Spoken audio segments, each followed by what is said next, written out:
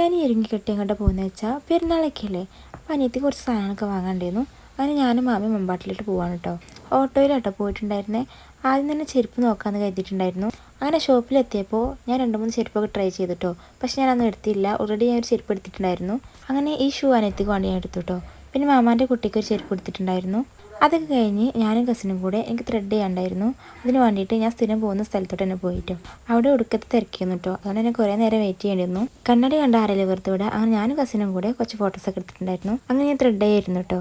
ഞാൻ എന്താ അറിയോ സ്ഥിരം ഇങ്ങോട്ട് തന്നെ വരുന്നത്. ഈ ചേച്ചി എനിക്ക് പെയിൻ ഇല്ലാതെ എടുത്ത് തരിക. ഞാൻ എവിടെ പോയാലും എനിക്ക് നല്ല വേദന ഇതാട്ടോ. ചേച്ചി നല്ല ഫ്രണ്ട്ലി ആണ് കേട്ടോ. എല്ലാവരോടും നല്ല കമ്പനിയൊക്കെയാണ്. അങ്ങനെ ചേച്ചിനോട് പോയി പറഞ്ഞാൽ നേരെ ഫാൻസിക്ക് ഇട്ടിട്ടോ. ഫാൻസി കയറി എൻ്റെ മെയിനായിട്ടുള്ള പണി ഈ സാധനം ഇങ്ങനെ കറക്കിക്കൊണ്ട് നിൽക്കുകയാണ്. എനിക്ക് ഭയങ്കര ഇഷ്ടമായിട്ടോ ഇത്. ഞങ്ങൾ ഈ കാക്കാൻ്റെ ഷോപ്പ് കേട്ടോ എപ്പോഴും വരാറ്. പിന്നെ അനിയത്തിയും കസിനും ഓൽക്കിൽ അതൊക്കെ വാങ്ങിയിട്ടുണ്ടായിരുന്നു. എനിക്ക് റിങ് മാത്രമേ കേട്ടോ വാങ്ങിയിട്ടുണ്ടായിരുന്നുള്ളൂ. അങ്ങനെ അതൊക്കെ വാങ്ങി നേരെ വീട്ടിലോട്ട് പോകുന്നു കേട്ടോ. അപ്പോൾ ഇന്നത്തെ വീഡിയോ ഇത്രയുള്ളൂ. Okay by.